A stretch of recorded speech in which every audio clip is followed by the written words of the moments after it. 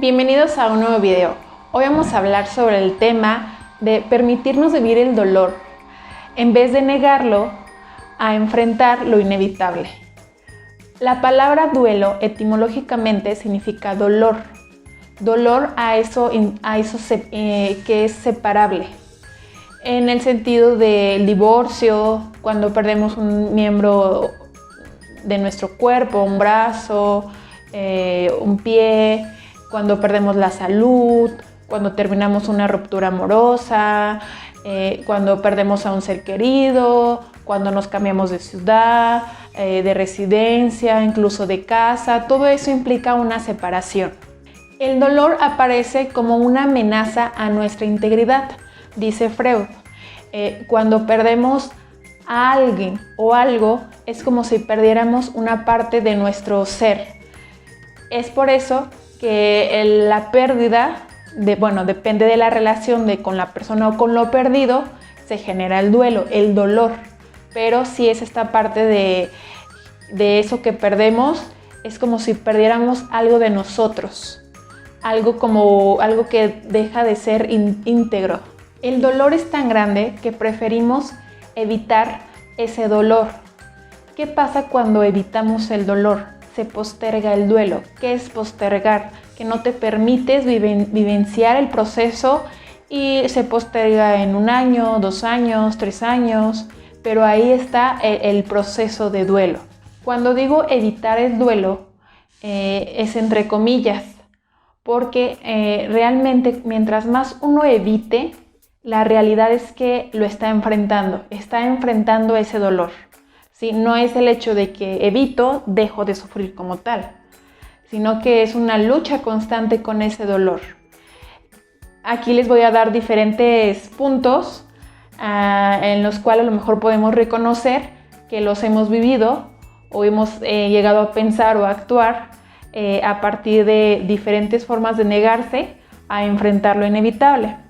El primero, por ejemplo, ahorita que estamos con lo del COVID, que ya vamos saliendo, ¿no? Creo yo, pienso, la gente que decía, ay, no existe, no hay nada, ¿sí? Es parte de negar la realidad.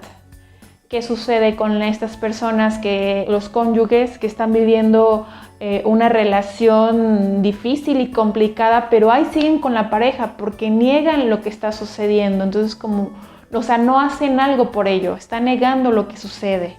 Incluso a veces preferimos, para que no nos duela, mejor no me encariño con las personas, no me encariño con los objetos y pues así más saludable para mí, ¿no? El dolor. Evito el dolor, evito encariñarme con las personas, evito toda esta parte del sufrimiento.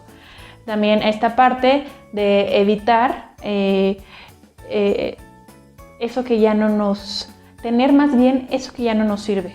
Por ejemplo, la ropa, que acumulas tanta ropa, ¿no? Existe un apego a esa ropa y te niegas a decir, ¿sabes qué? Ya no la ocupo, ya no la utilizo. Dice un autor, si no lo usaste en 1 mes o en 1 año, ya no sirve. Pero ahí queremos tener aquello inútil, ¿no? Pero ahí lo queremos tener. Incluso llega esta idea de, pues tengo esta prenda por si algún día adelgazo. Entonces nos aferramos a lo inevitable, ¿no? Para no sufrir la pérdida. No nos separamos de esas cosas inútiles porque creemos que alguna vez los vamos a ocupar. También esta cuestión de la ruptura amorosa, sabes que existe una problemática con tu pareja, pero te niegas a decir, ¿sabes qué? Sí está pasando esto, sí estamos mal. Te niegas que lo que le pides a tu pareja es un tiempo. Y entre comillas digo tiempo porque sigues ahí, sigues mandando mensajes, se siguen viendo. Entonces ahí está la negación, sigues estando con la persona. También está esta parte de lo que alguna vez perdí, lo voy a encontrar. O qué sucede cuando perdemos una persona.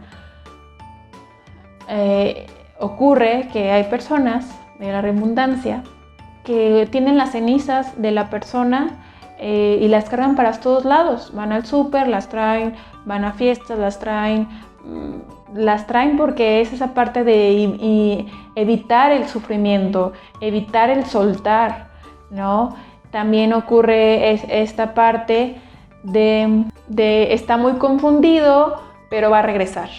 O el niño que existe abandono y es como, yo sé que en algún momento va a regresar mi papá o va a regresar mi mamá. Entonces está como esa esperanza, evita ese sufrimiento de decir, híjole, la verdad es que no va a regresar, ¿no? Entonces se crean esa esperanza, esa ilusión. Incluso en una ruptura también es muy común que se va a arrepentir. Yo sé que se va a arrepentir y me va a venir a pedir perdón. Entonces nos damos cuenta que el evitar es la negación. También otro punto es cuando existe una persona desaparecida, se posterga el duelo de algún día va a regresar, yo tengo fe o esperanzas de que va a regresar, ¿no? Porque si entran en esta parte de la aceptación de decir, híjole, no va a regresar, entra esa parte de la culpa de, híjole, ya lo estoy matando, ya lo estoy enterrando, entonces mejor me genero para dejar de sufrir, entre comillas, porque están sufriendo ese tipo de personas, tengo fe en que va a regresar, en que está bien. Sí, eso también es una parte importante de mencionar cuando se evita en este tipo de pérdida, en un desaparecido. Y bueno, también enfocándome en la ruptura amorosa, de que evitas tu sufrimiento estando al pendiente del otro, en qué hace, qué piensa, cómo actúa, con quién sale, dónde está.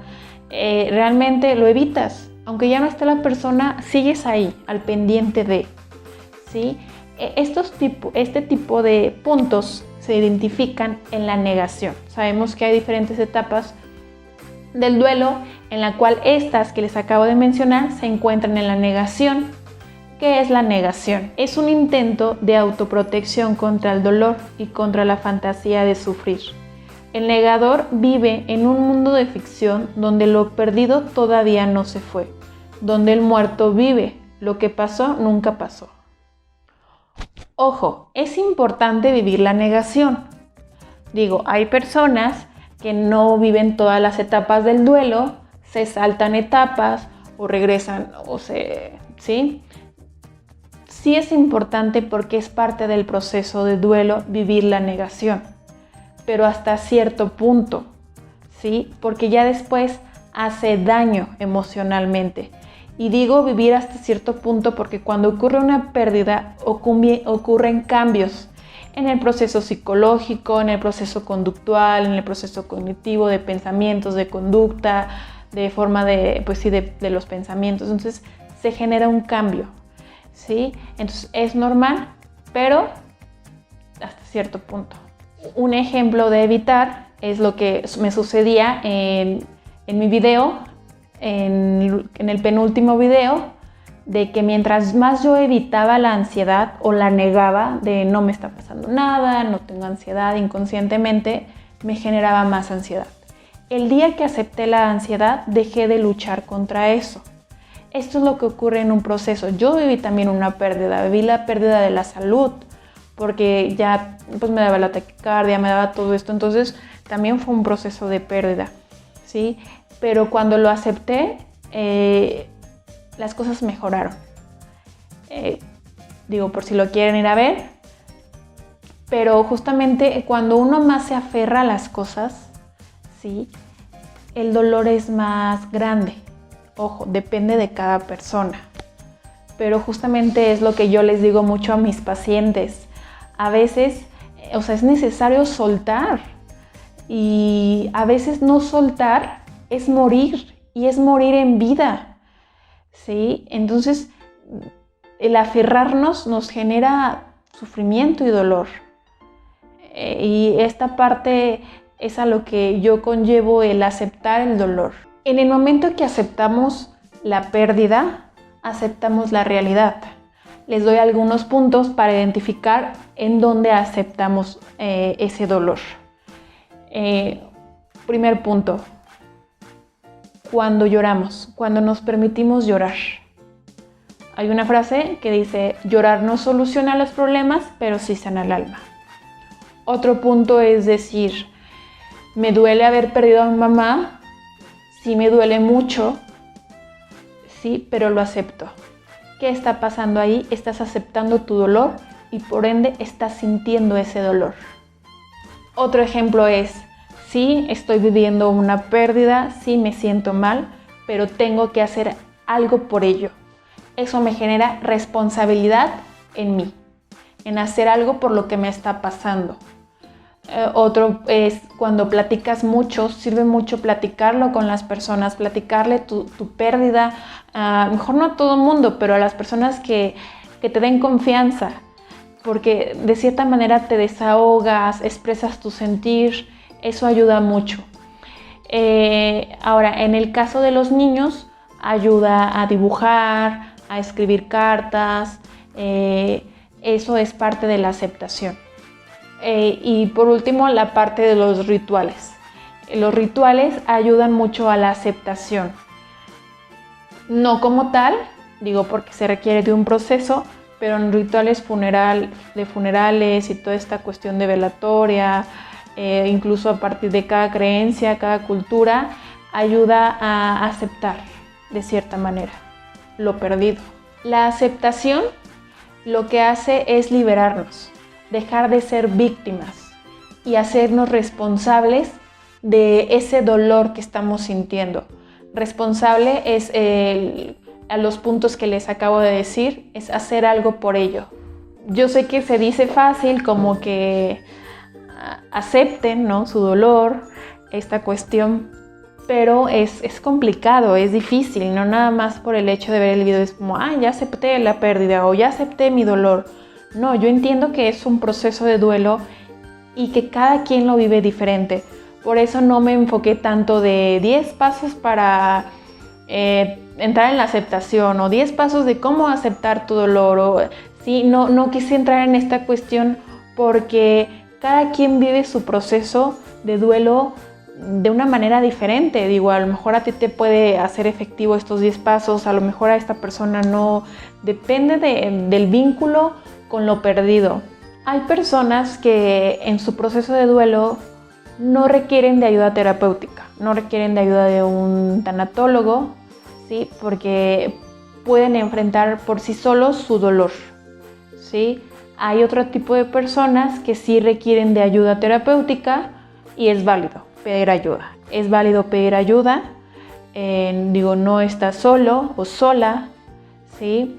Y eso hace, que el proceso sea menos pesado, menos doloroso, entre comillas, porque está el dolor.